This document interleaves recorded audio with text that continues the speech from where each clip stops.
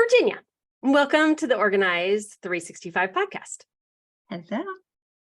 So Virginia has been on the Organize 365 team for a year, helping us in marketing and sales. And she lives in Florida. When she was were you first interviewed on the podcast when you lived in Maryland? We've had you on the podcast before, right? Yeah. Okay. So Virginia was with us in Missouri when Monique was there and everything was going on with Alina. Virginia was in charge of running the homeschool convention. She had been with me the month prior and we had done a big event in Florida. And when you got home after that Missouri event, you realized you could not do any traveling. So even though I was already trying to fill in for Monique for South Carolina, all of a sudden I needed to fill in for you also, because being a traveling mom just was not going to work for you and your family. No, it wasn't. And it was odd for me because I traveled just so much throughout my 20s and even early 30s. And even with one kid, I was able to get away with it, but I lived in Maryland, where the majority of my family was. Yes. Oh, so your story is similar to Monique then, as everything was falling apart for Monique. She didn't have any family, any extended family, not even really any friends in the community yet to rely on. So, so you found yourself in the same situation in Florida. Yeah, exactly. And you basically said, I'm not traveling, like not even in 2 weeks. So there will be no traveling. So that I was like, okay, how am I going to make this South Carolina thing work, which we already discussed in some of the other podcasts. But along the way, in that realization of not traveling, you also realized that it wasn't just that you couldn't travel because, you had young kids. More of it was the complexity of having so many parents. So many parents. So many parents, so little time. Yeah, it's crazy. I hadn't even really thought about it until I guess I was listening to one of your podcasts. I think I was listening to the podcast about the financial binder, which we'll link here for you guys. But I realized that, oh my goodness, this is part of my problem. Because I'm a product of a divorced family and my husband's a product of divorced family. So then you have these two separate parents and then they remarry and then you end up with 4 parents. So, and not only that, I haven't even told you this yet. So my dad is one of 4 and he's the only one in his family who had children. So I have 2 aunts that basically I'm their child, right? Like, so do you have siblings? I have a sister. Yes, one sister. Oh, so when you're like the only one, you really like, I was listening to that and you were talking about how many estates you're going to have to settle. Right. I was like counting in my head and I was like, there's got to be like 8 or 9 that I know of. Right. I mean, I don't want us all to have, need a defibrillator while you're doing your dishes or driving right now. But when you really start to think about, especially if you're in the Gen X population, baby boomers are going to settle estates, but baby boomers have a lot of siblings. That's why it's called the baby boom, for crying out loud. Gen Xers, we have very few siblings, if any. Mm-hmm. And our parents got divorced and remarried. So it's like, oh my gosh, like maybe you shouldn't do the math is all I have to say about it, because it is a lot. And so while you and your kids and your husband are just fine, the complexity of caring for and being responsible for adults impacts your ability to work and how you live your day-to-day life, because it's not just your nuclear family, it's the entire family that you are responsible for. Exactly. No, and I've seen that because myself and all my friends right now, we are sandwich generation hard. Like we are going between the kids and the parents and going back and forth. And it's I see it. Like I don't want to talk about my parents aging, but like aging. They're aging. Yeah. And so that realization, I mean, my dad, and he won't mind me telling this story because he doesn't mind at all. He came down to visit me and I was like, oh, Dad, we have to play pickleball. And I took him with me to play pickleball. And we're like 5 minutes into playing pickleball and he dislocates his shoulder and we're on the way to the emergency room. Okay, maybe I shouldn't play pickleball because I would do that at my age. I just a little aggressive with the pickleball, are we? Yeah. Yeah. Well, after you said how many you were doing, then I was like, oh, maybe my number is higher than 5. It is higher than 5. So I said to my mom, because she has this house and she has like 2 acres of land. She's like, this is a lot of work. And I'm like, yeah, why don't you just move to a retirement community? She's like 72 and she's 75. She's like, what? And I was like, yeah, I don't understand. So I remember when my grandmother and grandfather moved into a really nice retirement center in Cleveland. My grandmother was 70 and her children, my mom and her sister, gave her so much grief about it. And I remember my grandma saying, look, my husband's 80 and I don't want to take care of this house and this yard anymore. Like, there's no stairs. Breakfast is made for you. Like, it's all fine. And so now I'm saying to my mom, like, when are you going to sign up? Like, get on the waiting list. And like, her friends are moving in. And I'm like, yeah, like, who wants to do all this work? I don't understand why you want to do all this work. And she looked at me like, I cannot believe you're having this conversation with me. I'm so young. And she is so young, especially for in our family, you're going to live to be like 100. But at the same time, I'm like, stop doing all the work. Like, it's a lot of work to have a house. And I'm also thinking like, that house is a lot of work. Right. It's work.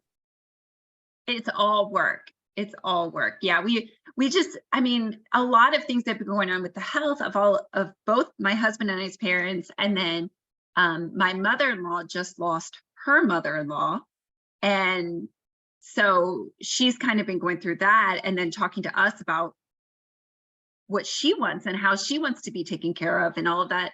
So I think I've really been trying, my dad just went through some major changes in his life.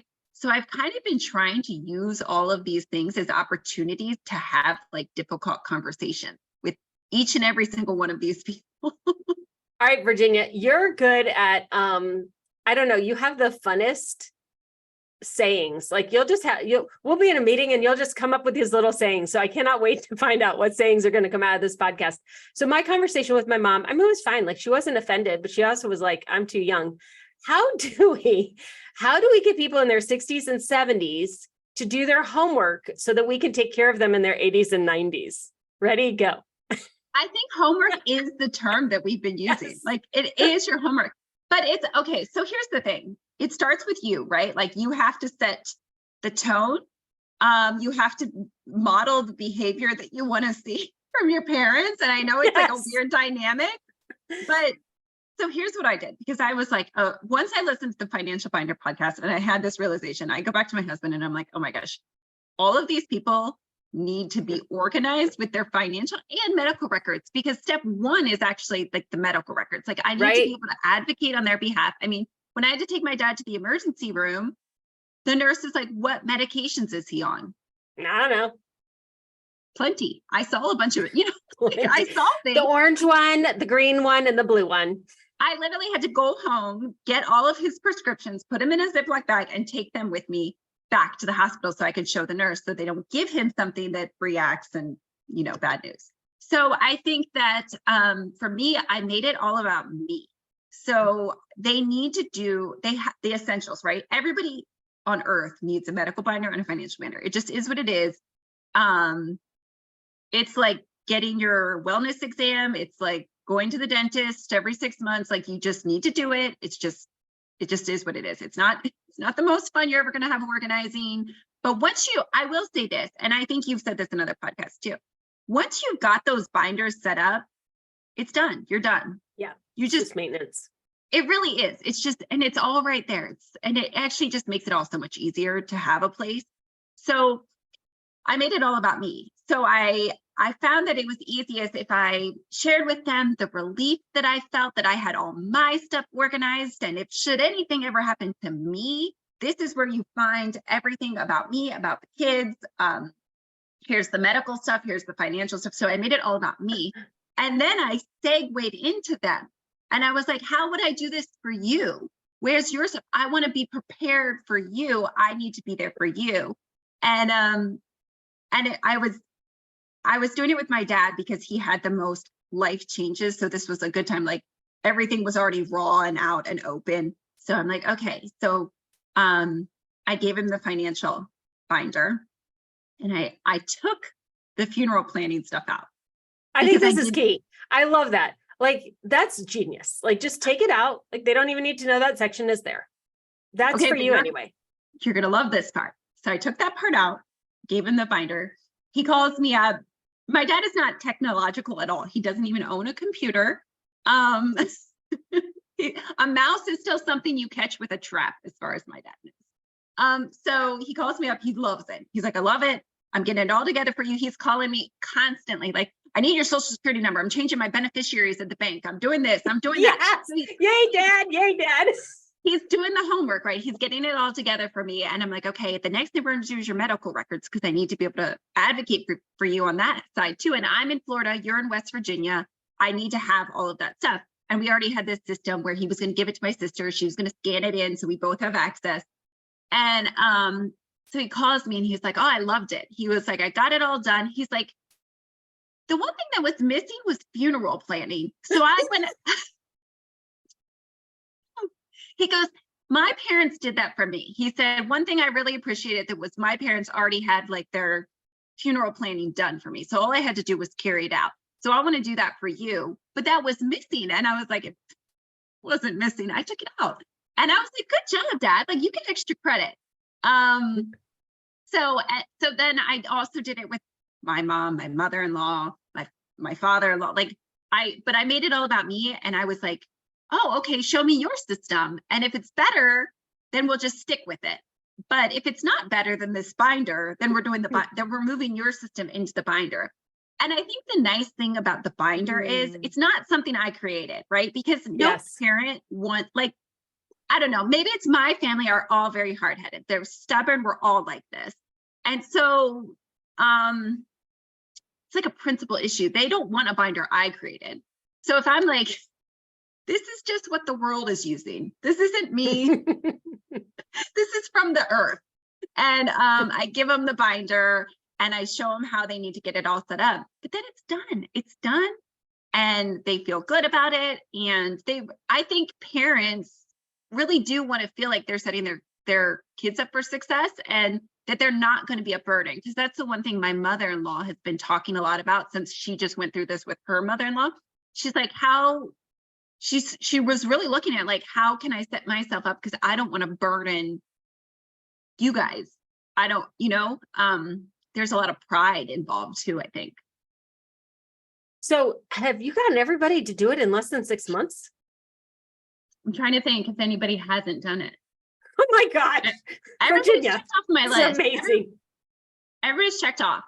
Well, and it's funny because like once I showed them that I had done it, I don't know, my family's competitive.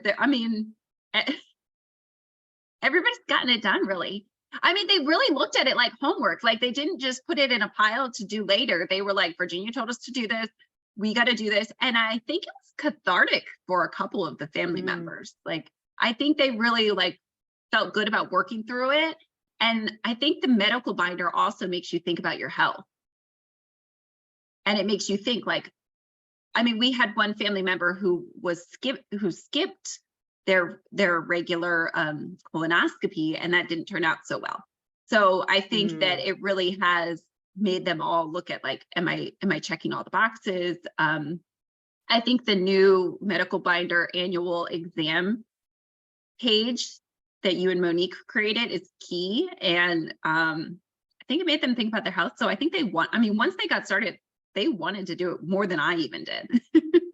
Wow. So that annual medical binder check sheet is in the Productive Home Solution. So now that the Productive Home Solution is a full year, that program, which is lifelong, so you get in, you just do it over and over and over again. There are some things that you just have to do annually. So inside of the Productive Home Solution, which has these 2 binders and all of them, we spend a week each month either creating the binder if you haven't created it, which it takes longer than a week, or maintaining it once it's created. And then there's a second week for each binder for whatever you would need to do. So there's like the sheet that you download for the medical binder that's like, okay, here are all the doctor's appointments that you would have in a week, schedule, or in a year, schedule them.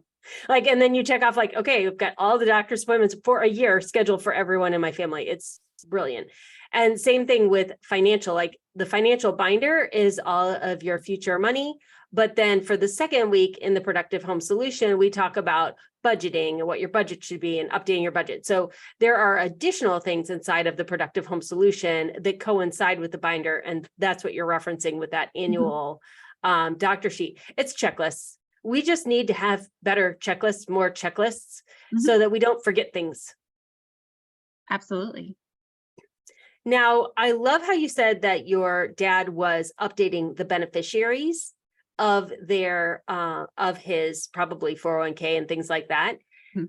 You don't think to update your beneficiaries. And I cannot tell you how many estates I have helped, in the home organization side while people are settling estates, and you get to the beneficiaries. Sometimes, especially if you don't put a trust and you put a specific person, maybe if you put a grandchild, but there've been more grandchildren, or you put a child and there've been more children, like you need to continually go through and update your beneficiaries for all of those policies that you have. And then, oh my gosh, yours has just been done. So you actually have the actual accountant and the actual insurance agent, like, because we change those things over time. Right. That's why you don't have to redo it every year, but you do need to look at it, because like I've just switched accountants. So you need to know who the current accountant is who is doing our taxes, not the person who has done them in the past. Exactly.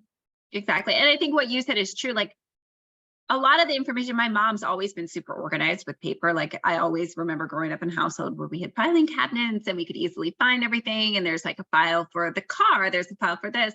But when we looked at the binder, I mean, she's been doing more and more on the computer. So when we looked at the binders, we realized like my sister and I would not be able to get to the information. We wouldn't be able to.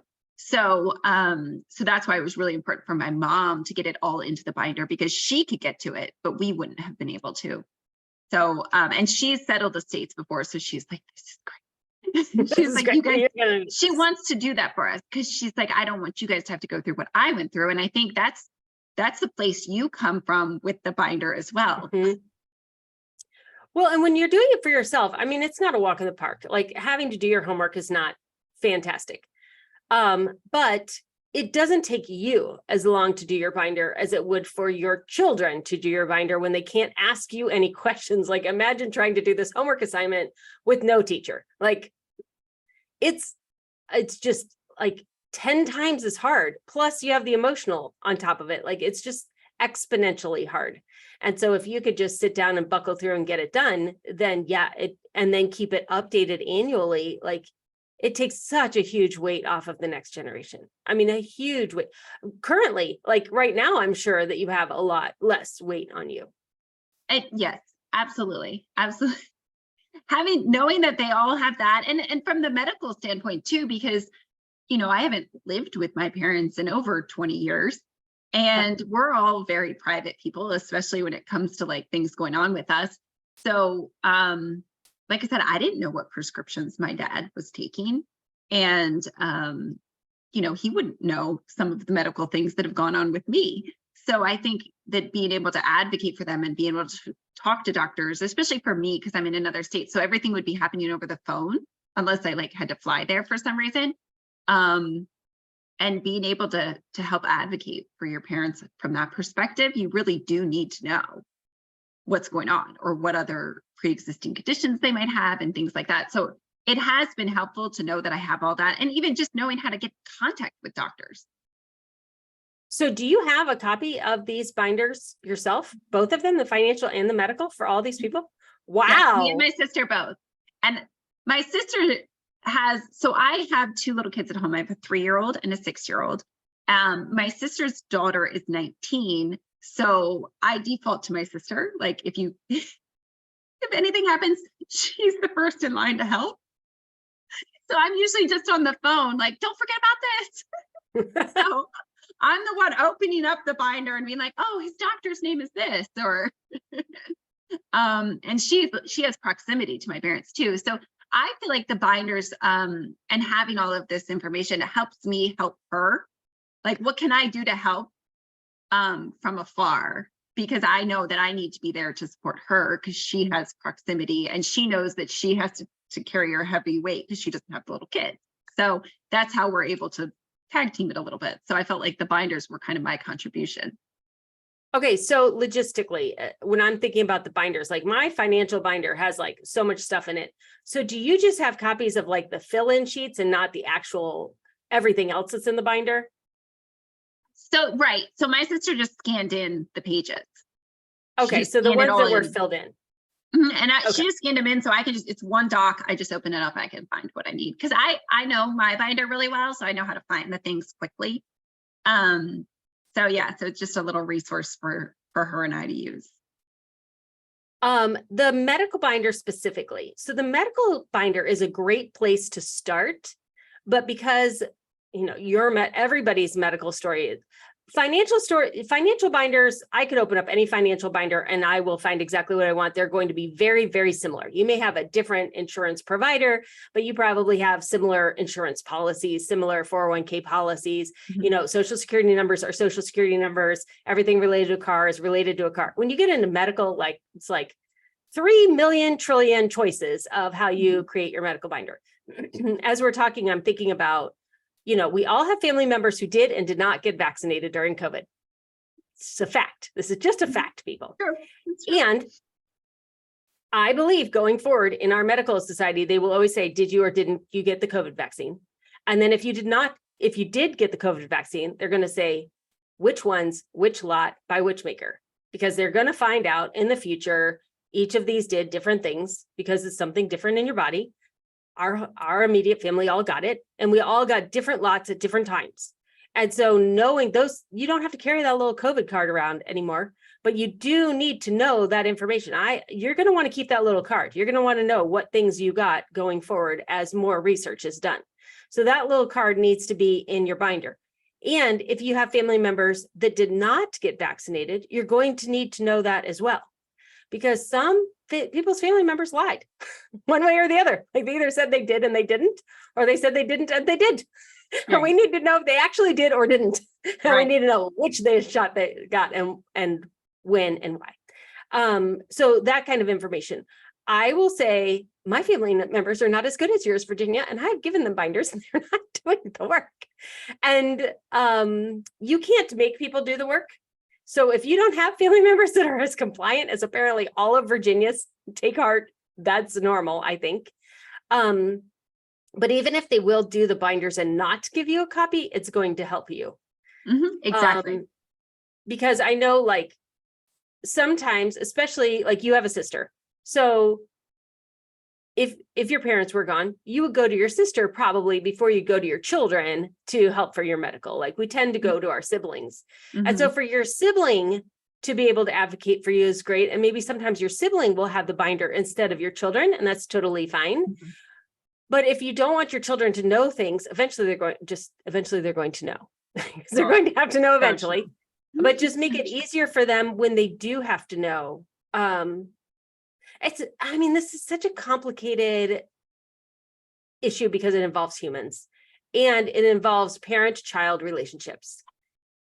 And sometimes parents understand that their children are adults, and sometimes parents never make that switch in their brain. And sometimes children don't understand that their parents are separate humans than them and that they have needs that are in addition, like you may be 60, but your parent is still not the person that's going to bail you out. You're supposed to be helping them. They're supposed to be retired. Sometimes your parents are in their 80s and they're still literally funding everyday expenses of their 40, 50, 6-year-old children. Like every family has different dynamics.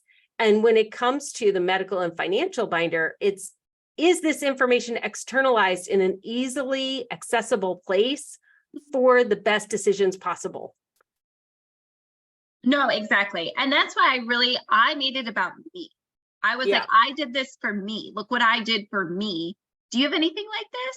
Oh, you don't? Okay, well, maybe you should. Like, do you want to? Are you interested? But I made it about me. And I felt like that helped a lot.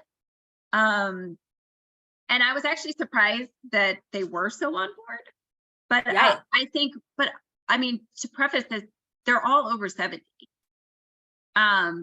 So like I think they're all feeling it. And I think that they are feeling like they want to make this as easy as possible. And there's been a lot of major medical issues that have come up over the past year. So, and even if you're not the person that it's happening to, seeing it happen when you're in your 70s, I think feels heavy.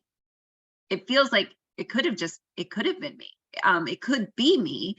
So what can I do now? And I think that's the biggest thing. One of the questions that you prefaced before this podcast was, Who did you go to for support when you were going through an unexpected life event, such as like the past, few podcasts? And I think that for me, the number one person that you can go to for support is like your past self, if you've been doing things to help your future self. So, oh, wow, that's good. So the number one person that's supporting you, and you think to yourself, how can I support myself through these unexpected events? So that was something, my mom's a psychologist, so we love talking about this stuff. And so really using your past self to support yourself through unexpected events, whether you're the child or the parent in that situation. So what are things, so I feel like we're all living on a chaos spectrum, right? Like there is a spectrum to chaos in everyday life. And so the opposite of chaos is control and order, calm, and then there's chaos, right? And I see it all the time. I live in a very busy neighborhood. And I feel like if you look at chaos on a spectrum, let's say it goes from 0 to 10, and 10 is absolute chaos. 1 through 5, it means that calm and order are what's basically driving you. 5 through 10 means chaos is what's driving you. Most people are probably above a 5. Oh, like for sure. I see them like rushing around, driving like they're angry. And I'm like, I think a lot of people are living in the 5 through 10 on the chaos spectrum. And my husband's like, what's the chaos spectrum? I'm like, oh, just made up. Don't worry about it. We're going to create it over in this whole little psychology department we're creating with Organized 365. You'll hear about it. You'll hear about it. I think if you're living at a 5 to a 10 and these unexpected events come up, you're drowning, right? Like, because you're already like, here. Yes. So when the water comes up a little bit. So I think learning to live below a 5 on the calm to chaos spectrum is what really helps us get through these periods of time. And so to me, the financial and the medical binder, they're essential. Yes. It's just, you have to do it. Like going to the dentist, you just have to do it. I know you don't have time for it. I know you don't want to do it. You just have to do it. You just get those. So that's kind of how I've approached it. It's just, you have to do it. And then from there on out, then you just have to ask yourself, like, where am I on a day-to-day basis on the chaos spectrum? And like, what's driving you on a day-to-day basis? Chaos is a calm and order. And that's where, like, from a support perspective for you, for the people you're supporting, what can you do to get lower on that chaos spectrum so you're ready? You know how they always say, live life like you're dying, like live like it's your last day. Like, what if you lived life like it was your last day, not experience an unexpected event? Like, what would you do for yourself? Like, would you straighten up your kitchen? Would you meal plan? Would you pack yourself an extra snack? Like, so I feel like I kind of live life like that now. Because with having young kids and aging parents, I'm like, tomorrow could be chaotic. So I'm always planning for that. I love that because I definitely used to live in chaos. I think that being an active parenting just puts you at a 7 at 7 a.m. You just start at a 7. And when you get behind the 8 ball, it is a Herculean effort to go back down into the 0 to 5. Like it's not going to happen on its own. Like it is a conscious drawing a line in the sand. I'm not going to live this way anymore. I am going to figure out how to get down into living into calm. Some people do it by just getting rid of everything they own, and then they do it much faster.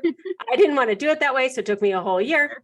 So that's the book, Organization is a Learnable Skill, how I did that. Like the year I turned 40, I was like, I've been doing this for 7 years. I can't live this way any longer. I just can't, because I'm going to live to be 100. I can't live 60 more years this way. Like this makes no sense.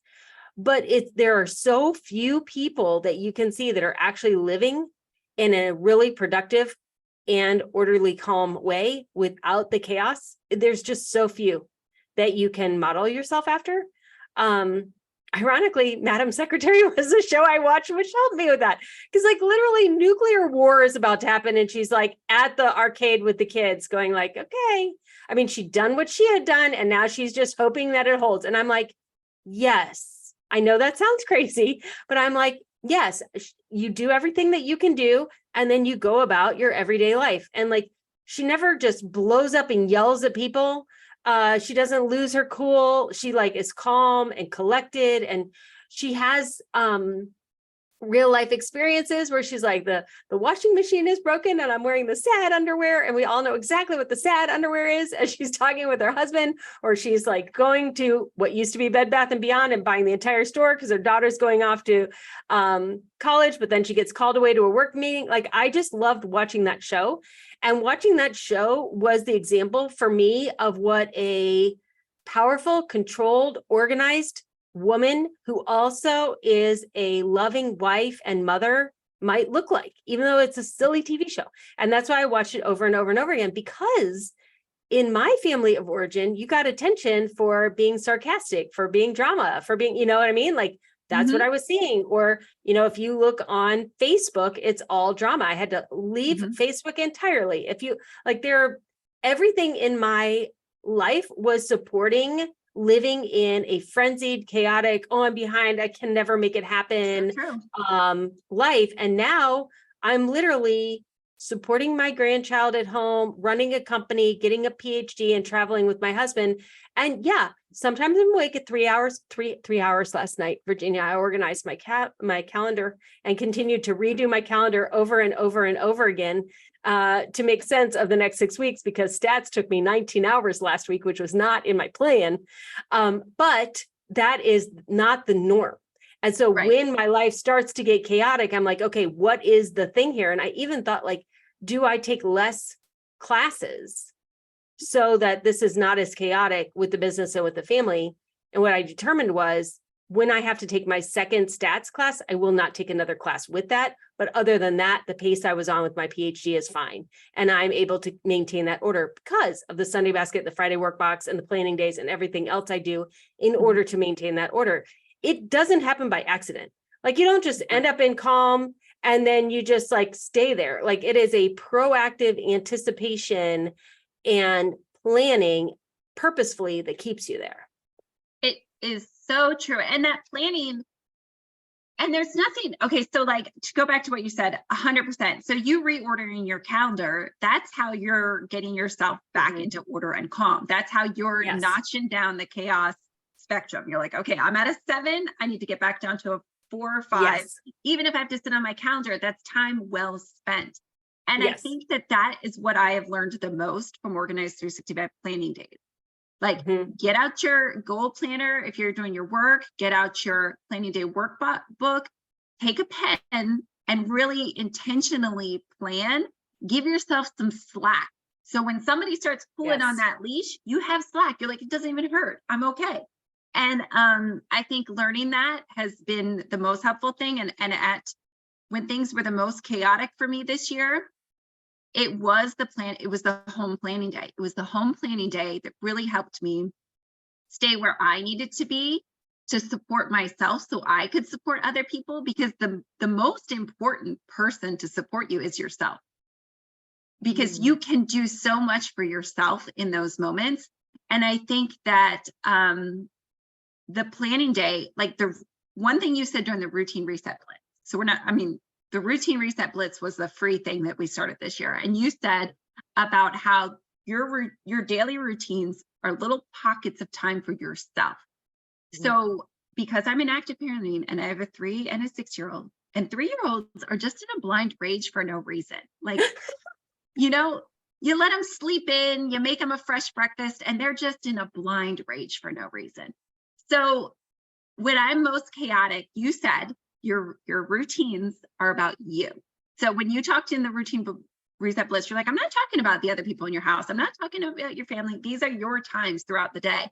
And I think just knowing that I have those and that they're well established helps me in those chaotic moments when you have things going on with your parents, you have things going on with your kids, you have things going on at work, you're supposed to be here, you're supposed to be there. I know that I have like my evening routine. And it's going to come. The evening's going to come. It's going to be there. So it's those little things that you do to support yourself. And like planning day going into summer, right? Because we knew there were going to be these weird weeks like this week where we don't even know what day it is right now. And the 4th of July went on for 4 days. And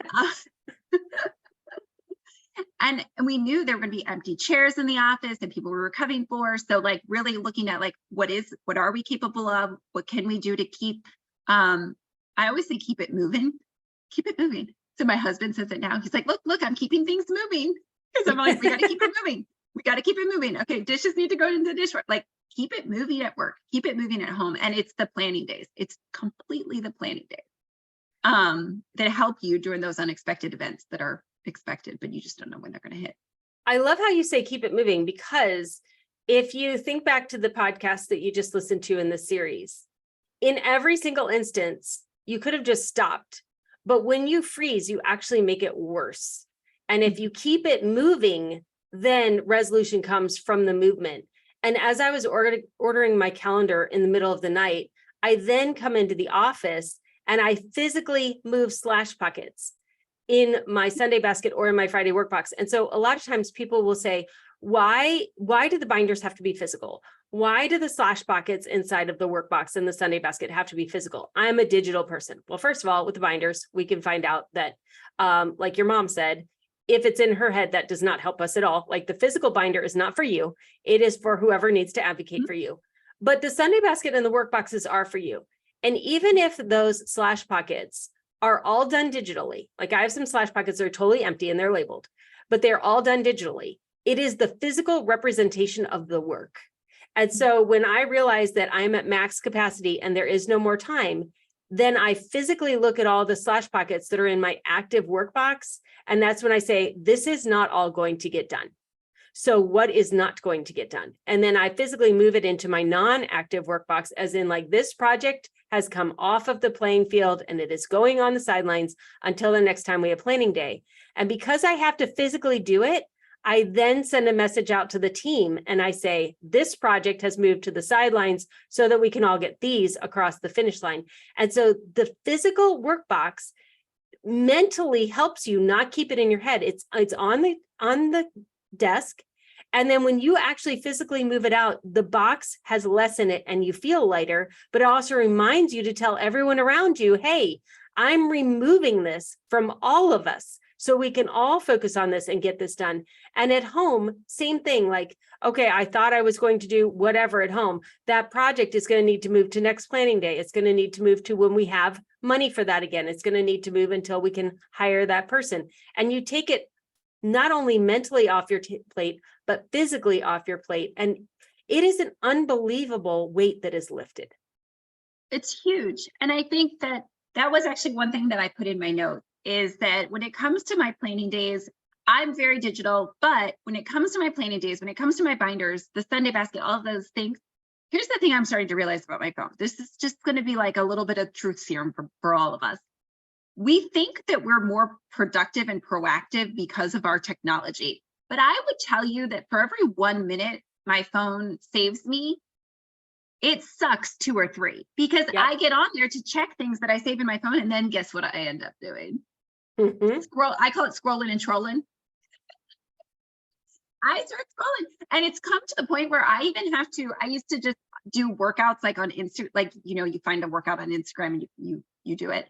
I can't even do it anymore because I would waste 15 minutes that I should have been doing my workout, like just scrolling through Instagram. So now I print them out and put them in my gym room. And so I think, and the other thing is, sometimes we think our phone is going to remind us of things. So we're relying too much on it. And then it's actually it's kicking us right back into reactivity. And it's kicking our butts in terms of the amount of time that we're wasting throughout the day, because we're numbing. We're picking up our phone because I just need to check this thing real quick before I do the dishes. And then we don't do the dishes. And then we're just numbing ourselves to it. And I think the more you can plan and just sit down and do some things analog. I just taught my 6-year-old what the word analog means, and he loves it. He likes analog. I have an old Polaroid camera and I got it out this weekend to take pictures. And I'm like, this is called analog. And Lisa is analog. But honestly, like, I think our phones take as much time from us as they give us. So it really is a give take, and it can kick you right back into reactive. mode. So and that's where even like the planner, like having a physical planner, if that just becomes too much hobby work for you and you're not actually looking at the 3 months, because that's the thing, like one of the things we do in planning day is you look at what you have going on for the next 4 months, like big birthdays. I have a 10-year anniversary coming up. I have like all these things, and you just think that they're in your phone, but the next thing you know, you're like, oh, it's tomorrow. Like there's no time to do the thing. So really getting into the practice of just like the medical binder and the financial binder. Remember I said it was cathartic because they never like sat down and done that big picture view. They have all these little things in all these little places, but to pull it all together, whether it's your plan for the next 3 months or whether it's your medical history or the things that you haven't done for your finances, like your beneficiaries, it's really, I think it's important, like you said, to physically see it and feel it. Yeah. I did have one question about the medical binder. So in the medical binder, you do your family health history, and then you also do like everything else. I don't know if this happened for you, but I would think as families do this, you're going to start to see like when you are 18 and you move out, or 22 and you go to your first doctor and you ask your parents their medical health history, they're probably in their like 40s and 50s, and they tell you their health history and your health history, and you fill out that form. Well, now if you're like me and you're 51 and now your parents are older, like there's more life that your parents have lived. So there's more medical family health history than there was when you started out. And so there can be medical health history that they have now found in their 40s, 50s, 60s, 70s that would inform possibly your own medical care. Absolutely. I definitely found that to be true. And I made some changes in my own life based on what they have going on in theirs. Interesting. Okay. So we didn't talk about that in advance anyway. And it is like, how do you have that conversation? Like, how do you have that conversation? So Virginia, I think you've given us some great ideas of how we can approach our parents. And I still go back to my, I'm going to keep working on this. I really think you should get your AARP card and your medical and financial binder. Like, hi, here's your discount and here's your homework. Like, let's go. Let's go. I agree. I completely agree. And I hope, I mean, I have to say my family is very hard-headed, but they are hard workers. So they were willing to get the homework done once they saw it as like, okay, this is something I'm doing for my children. Like this is something I can do to lessen the burden. But I feel like if my parents did it, if I can get it done, anybody can, but maybe that's not. Did they also eliminate like file cabinets and papers and things along that line, or have you not heard about that yet? My dad did. I mean, filing cabinets are like my mom's hobby work. So like she'll just put probably blank paper in them. Like she just wants them. She just loves them. Well, at least you know that the important information that you need urgently is not in those, and then you can go through those slower later. I have told people in the past where their file cabinet is actually hobby work. I remember I was in a live presentation at Springer, and the coordinator brought her husband with her because she was ready for me to tell him to get rid of his file cabinets. And he explained what was in them. I was like, he gets to keep them. She's like, no. And I said, yes, but he has to put a note on the top that says, this is my hobby work. And when I am gone, it is all, you don't need to go through it at all. And he's like, I will do that. And she was like, fine, but I really wanted to get rid of the file cabinet. So your mom, similar, like check this drawer, all these drawers, no big deal, just my hobby work. Yeah, exactly. I think you said that at I think we had a dad that was like that at one of the homeschool conventions too. Yeah. He was like, I love my filing cabinet. You're like, fill it with like hobby stuff. Yeah, it's totally fine. But the important stuff in order to take care of your healthcare and in order to settle your estate, please do not create a scavenger hunt for us. We don't need it. Agreed. Don't need it. Exactly. Thanks, Virginia. Thank you.